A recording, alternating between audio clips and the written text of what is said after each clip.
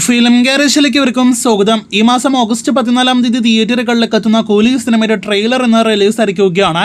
ലോകേഷ് കനകരാജിന്റെ സംവിധാനത്തിൽ തലൈവർ രജനീകാന്ത് നായകനെ എത്തുന്ന ആമിർ ഖാൻ, ഉപേന്ദ്ര, നാഗാർജുന, സൗബിൻ, സത്യരാജ് തുടങ്ങിയ വലിയ താരനിര ഭാഗമാകുന്ന സിനിമയുടെ ട്രെയിലറാണ് ഇന്ന് വൈകിട്ട് 7 മണിയോടെ പുറത്തു വന്നിരിക്കുന്നത്.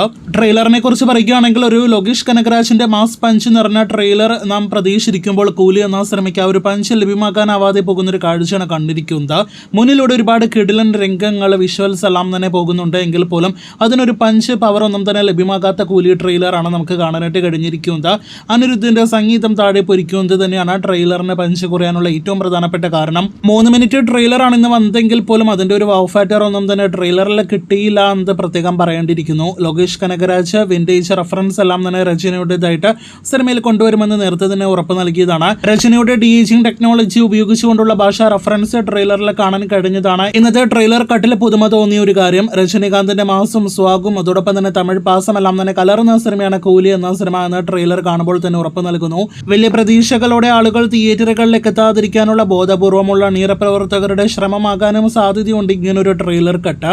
എന്തായാലും അനിരുദ്ധിന്റെ സംഗീതം സിനിമയിൽ മികച്ചതാകട്ടെ എന്ന് നമുക്ക് ആശംസിക്കാം. നമ്മുടെ മലയാളത്തിൽ നിന്നുള്ള സൗബിനും സിനിമയിൽ നല്ല സ്പേസ് ഉണ്ടാകുമെന്ന് തന്നെയാണ് ആ ട്രെയിലറും ഇതുവരെ പുറത്തു വന്ന വീഡിയോ കണ്ടന്റ്സ് എല്ലാം തന്നെ കാണുമ്പോൾ വ്യക്തമാകുന്നത്. കഴിഞ്ഞ ലോകേഷ് സിനിമകളുടെ ട്രെയിലർ കട്ട് വെച്ച് നോക്കിയപ്പോൾ കൂലി എന്ന സിനിമയുടെ ട്രെയിലർ നിങ്ങൾ പ്രേക്ഷകർക്ക് ഇഷ്ടപ്പെട്ടോ? അഭിപ്രായങ്ങൾ പറയൂ. കാത്തിരിക്കൂ കൂടുതൽ കൂലി വാർത്തകൾക്ക്.